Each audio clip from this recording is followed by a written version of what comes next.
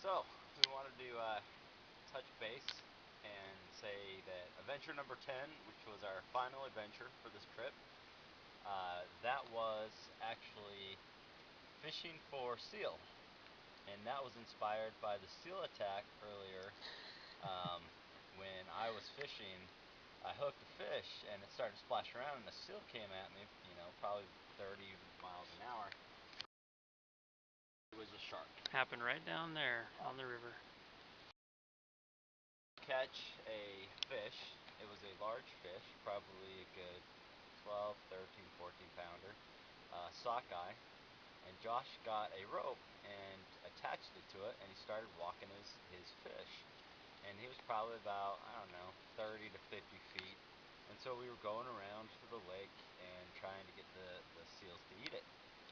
And what ended up happening is that the rope just broke and where Josh was holding it. So either he has razor sharp fingers, he hasn't cut his fingernails, Nope. or the rope just had a flaw. We don't really know. So now we are sitting here in camp. Josh has killed 3 large humpies, males. We hung one in the tree. It's hard to see, but there's the fish in the middle of the tree, and then the log to the right, there's 2. Came out of camp earlier in the morning. Actually, it wasn't that early. It was like 11. And right over there where we dock our boat, there was a black bear eating a fish that I shoved in there a couple of days ago. And he scurried across the logs. Now we got bait out. Back to you, Paul. We're going to sit here for a little bit and see if we can't see anything. And if we do, we'll be back.